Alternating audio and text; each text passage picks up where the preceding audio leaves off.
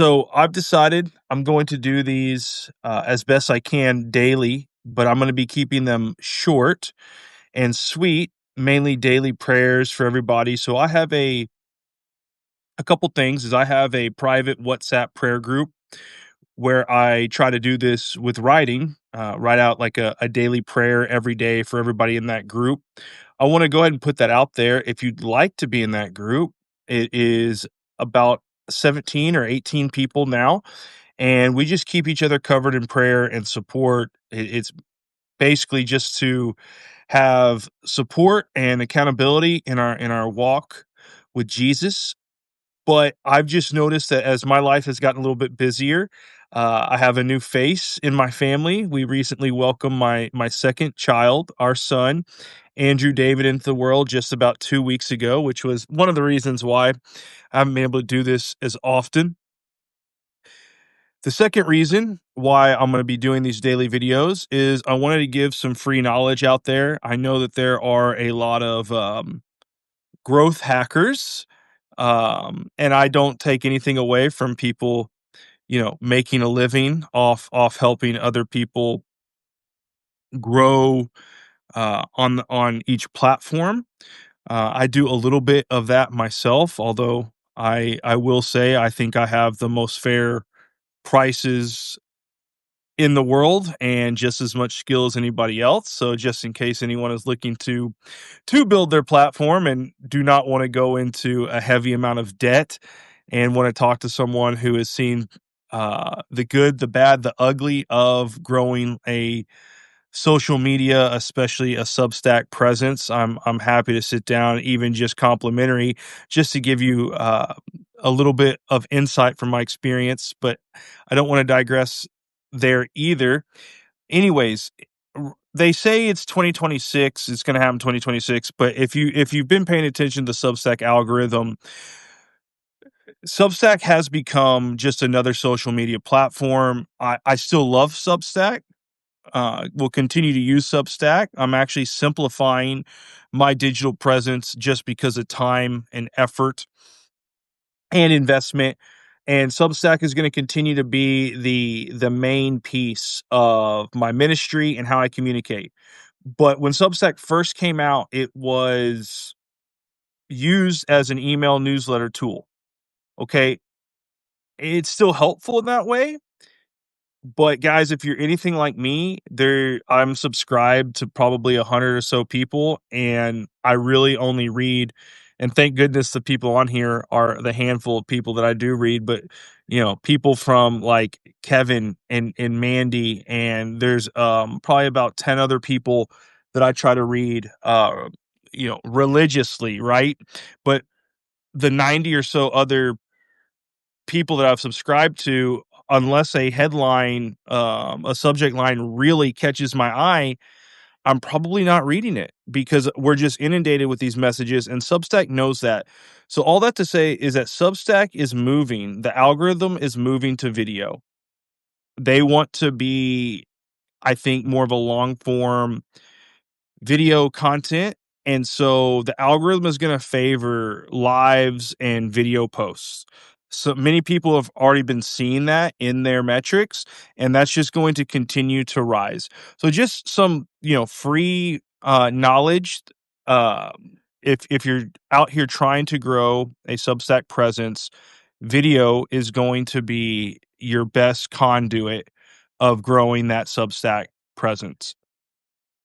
And so that's the second reason why I'm going to get back to doing these daily videos. Three, the daily videos help save me time. So, on top of having our second kiddo and life getting crazy, is I started a new job. I absolutely love it. And I've learned so much from this job that I actually wanted to share a little bit. So, my new job is in financial planning, helping protect families, protect income. And one of the first things that I've done when I had a minute, I actually did it. Well, I started it last month. I've been at this job a couple months now. But I really sat down and I spent like 3 or 4 hours today, no lie, guys, 3 or 4 hours going through the nitty-gritty of my family's finances and our family budget. And I mean, I'm talking about as someone who is a CPA, at least in the state of Texas, still working on getting that moved over to Florida. So I want to be careful how I say that, but I am a licensed CPA in the state of Texas. It's something that I've always known how to do, but avoided for a really long time because it's just not a whole lot of fun to sit and go through hundreds of bank transactions. We've simplified our finances, and I want to give some free tips on that. But more so, I just want to talk about one of the reasons we had avoided it so long is because it can be painful, right? Because we don't realize, at least many families in the United States don't really realize what's truly going out the door. Um, I can't tell you over the past year, I've been working on simplifying our finances and becoming a better steward of financial resources for over a year now. But even just in the last 3 or 4 months, as I just like really honed in on like what is absolutely necessary and what is frivolous and what is like, oh, it's kind of nice, but we don't really use it. And guys, these subscriptions are very, very sneaky. I call them sneaky subscriptions. And even though I've cut out countless amounts, I didn't find a lot today, but I still found about like 3 or 4 sneaky subscriptions. It was stuff that like we used for a while, nothing, bad, and some were only like 3 or 4 bucks. I'm starting to see how like if you're a Amazon Prime user, especially with kids, we had subscribed to a couple like $3 or $4 children content channels. It's only $3 or $4 a month, but you stack up 4 or 5 of those, and now we're talking 15, $20 a month, and we're not even really using it. And so, though that was like the main ones I found this month as going through the nitty-gritty. But I really encourage you guys to reframe how you're looking at your budget and how you're looking at your finances. I know personally, I avoided that stuff for so long because when I would do it, I would feel defeated afterwards. And I think this is the first time in many, many years where because we've taken steps to be better stewards and because we did it prayerfully together as a family, me and my wife, oh, my wife was really looking after the kids more.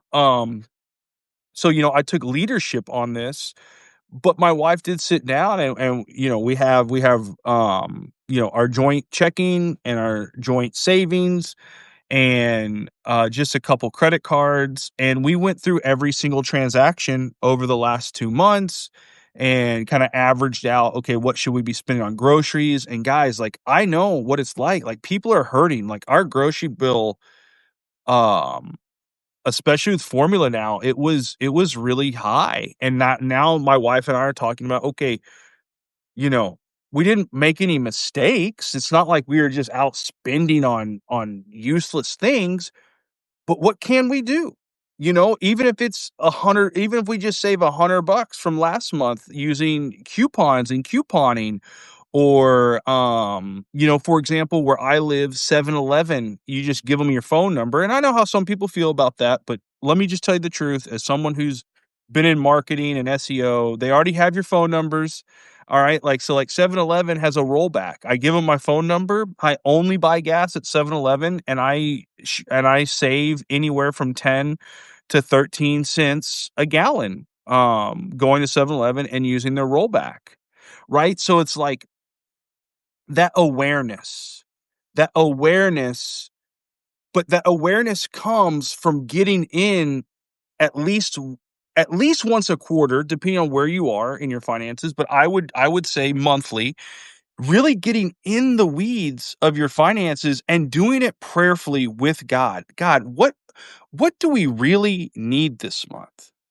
Where can we cut back?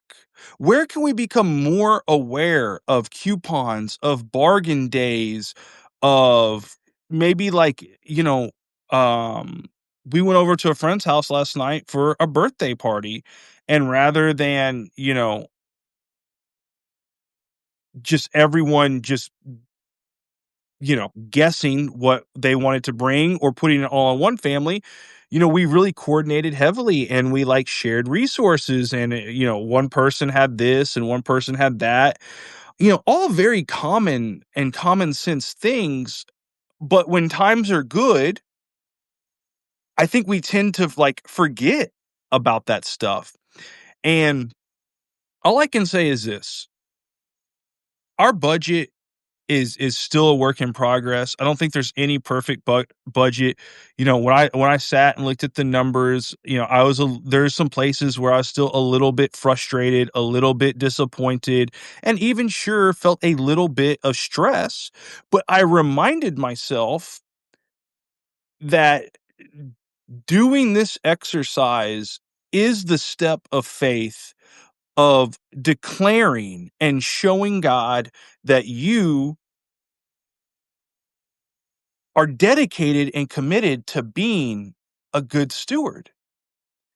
And I kid you not, when we start walking in faith, God always provides, but at least for us, I've found he provides even more and provides even easier. And sometimes his provision is just the wisdom and awareness to make better choices.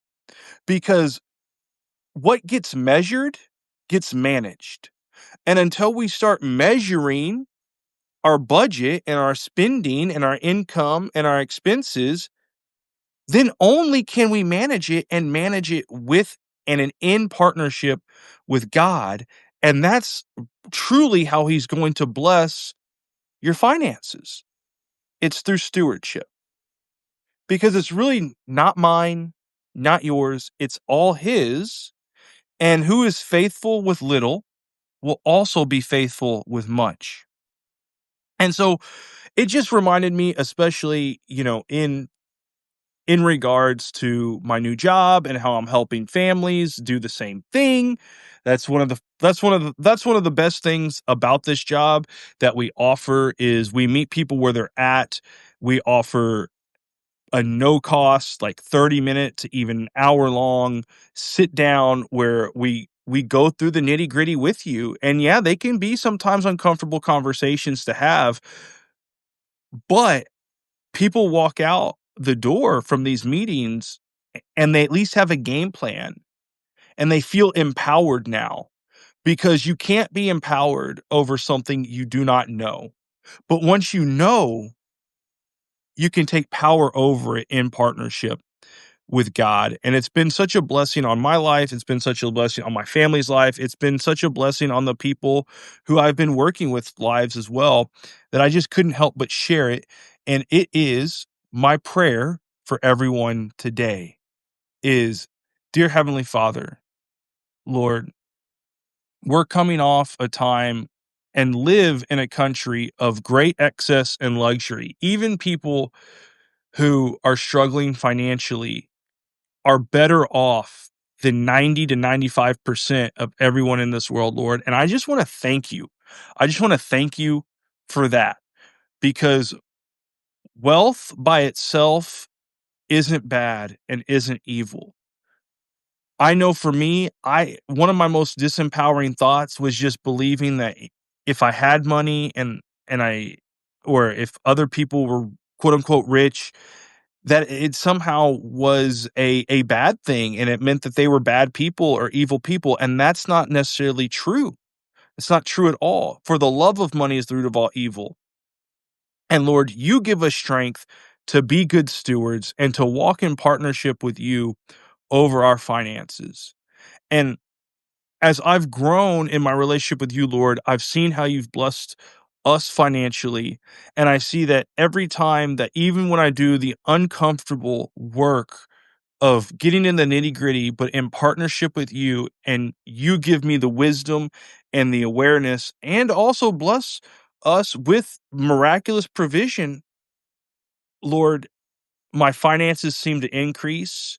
And it's not about the increase in finances, but it's about the blessing and being able to share that blessing with other people, Lord. And that's what I pray over each and every person here, that if they are good stewards, that they would continue to grow and that you would bless them. And for people who are new to this, that you'd help give them the the inner desire and motivation to sit down and go through the nitty-gritty, go through the uncomfortable process, figure out, where they're leaking, and help just plug those holes in their boats, Lord, and just bless them with what they need to prosper, Father. In Jesus' holy name I pray. Amen. So, guys, I appreciate you joining. Again, I told you I was going to keep these short and sweet. Just a quick recap of this message, since we're getting here at the end, is number one, I'm going to be doing these daily. And that is for the main three reasons are the time investment and using these daily prayers in my own private WhatsApp prayer group. If you want to be covered in prayer in a private group, please just message me on here. I'll get you right in. I'll send you it's on WhatsApp. I'll send you the link. We got about 17, 18 people who keep each other covered in fervent prayer on a daily basis. It's actually really cool. We've seen miraculous healing and the signs of the apostles in that group, and I'm just blown away by what's happening there. The second part of the time investment part is I just had my second kiddo. So it helps me just save time on writing. Although I love to write, I will still continue to write.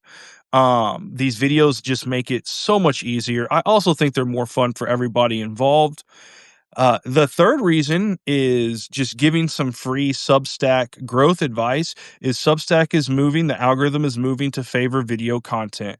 So, and if you're a content creator on Substack, especially a kingdom-minded one, and you want to grow on this platform, I do encourage you, maybe not to be like me and go like 80% videos or daily videos or whatever, but I do encourage you to do more video and live stream and video posts on Substack. I do believe it's going to help you.